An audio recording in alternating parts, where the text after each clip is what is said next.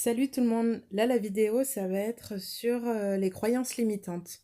Donc les croyances limitantes, on en parle souvent, pareil dans le milieu du bien-être, du développement personnel et maintenant presque dans le milieu lambda, on va dire. Euh, je veux revenir déjà sur le fait de qu'est-ce que c'est qu'une croyance limitante. Une croyance limitante, ça va être des certitudes que vous avez dans vos vies. Parfois, dans nos vies, donc ça nous a été transmis de nos parents, de notre famille, des gens qui nous ont vu grandir, qui ont participé à notre inspiration. Euh, Ça peut être aussi votre professeur de yoga, ça peut être des amis, des pères, des professeurs que vous avez eu quand vous étiez au collège, au lycée. Enfin voilà, c'est toutes les influences que vous avez pu recevoir et qui vous ont aidé à fonder une certaine vision de la vie et vous en avez fait des certitudes. Donc au départ, on ne se rend pas compte que c'est des croyances puisqu'on se dit simplement que la vie est comme ça. C'est des certitudes que vous avez. Donc vous ne pouvez pas vous dire que c'est des croyances jusqu'au jour où vous allez avoir une discussion où la personne diverge vis-à-vis de la posture que vous avez, ou jusqu'au jour où vous allez avoir un événement, un accident, euh, une maladie, une rencontre, je sais pas, il peut arriver tellement de choses qui va vous faire vous percuter sur cette façon de penser. Et à ce moment-là, vous allez vous dire, bah ouais, mais c'est pas possible. Moi, je me suis toujours dit que la vie c'était comme ça et que voilà. Et en fait, vous allez vous rendre compte, si vous êtes dans cette envie d'aller comprendre les choses en profondeur et de ne pas vous arrêter à cette façon-là de voir les choses, que bah, peut-être que cette façon-là de voir la vie, elle devient trop limitante pour vous, elle vous freine dans votre épanouissement et elle vous empêche de passer au stade d'après. Alors le stade d'après, souvent on ne le voit pas, tant qu'on n'a pas justement compris que cette croyance devenait limitante pour nous et qu'elle créait des choses un peu négatives ou pas très chouettes dans notre vie. Et donc quand on va mettre le doigt dessus, l'idée ça va être de rester suffisamment ouvert et de ne pas trop être dans une posture d'ego qui ferait qu'on ne voudrait pas la remettre en question parce que remettre en question cette idée et cette croyance, ce serait nous remettre nous complètement en question. Parce que oui, il peut y avoir aussi le problème que à cause de l'ego, entre guillemets, on s'identifie à nos croyances. On croit que ces idées-là, ces postures-là de vie, ça nous représente, c'est notre identité. Et alors là, ça peut être encore plus compliqué de les remarquer et de les dépasser.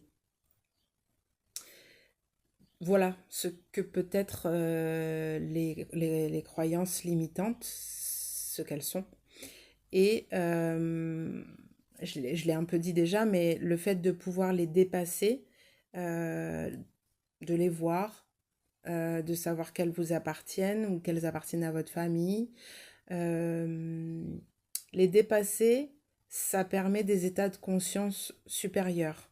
Ça fait partie un peu, comme je l'ai dit dans une autre vidéo, de ce travail-là de d'éplucher l'oignon et d'aller voir que une fois que j'ai dépassé cette couche, cette croyance qui m'a amené tel état de vie, tel état d'être dans ma vie, et ben une fois que je l'ai dépassé, hop, s'ouvre à moi un autre univers, une autre dimension, une autre vision de la vie.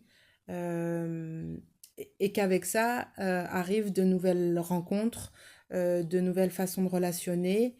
Euh, il se passe tout un tas de choses parce que d'un point de vue énergétique, quand vous dépassez une croyance limitante, c'est un peu comme dans un jeu vidéo, vous arrivez dans un nouveau stade en fait. Et à ce nouveau stade, va avec il y a un lot de nouvelles aventures qui va avec en fait. Donc, c'est quand même hyper intéressant d'aller un petit peu à la rencontre de ces croyances limitantes. Et pour ça, ça peut être intéressant de faire l'exercice d'aller voir un petit peu vos valeurs dans la vie en général, vos valeurs, vos principes, votre éthique, et d'aller questionner un petit peu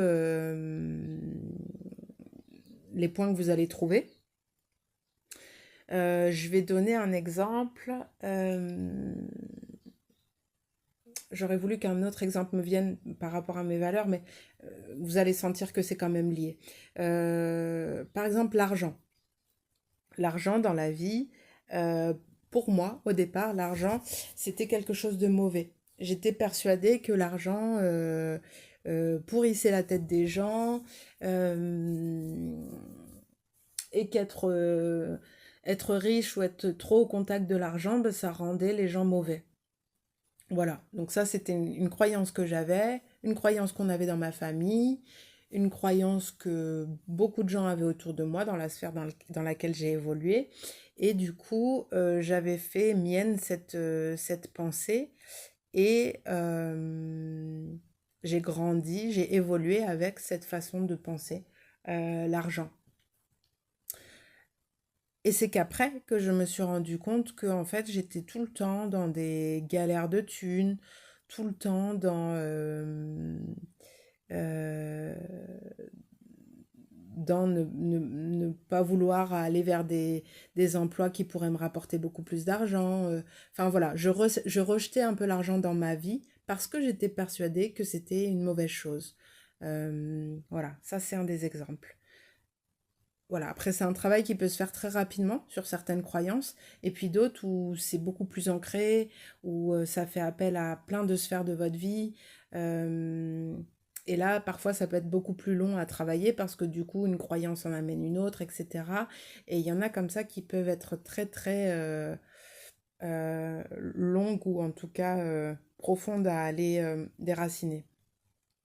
Mais c'est un merveilleux travail d'introspection que d'aller voir ces différentes croyances limitantes.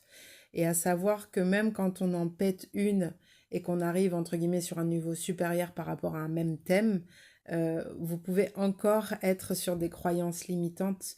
C'est simplement que vous les ouvrez et qu'elles deviennent de plus en plus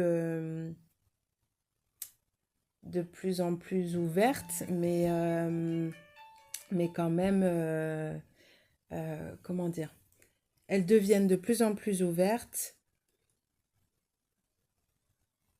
mais c'est comme si elles seront jamais aussi ouvertes que l'immensité de l'univers, quoi, si je peux dire. Donc c'est presque un travail presque infini parce que on n'aura jamais, nous en tant qu'humains lambda en tout cas, on n'est pas Bouddha, on n'aura jamais, selon mes croyances, on n'aura jamais cette ouverture d'esprit, de réflexion, aussi dense et inspirée que certaines personnes qui ont eu des éveils incroyables.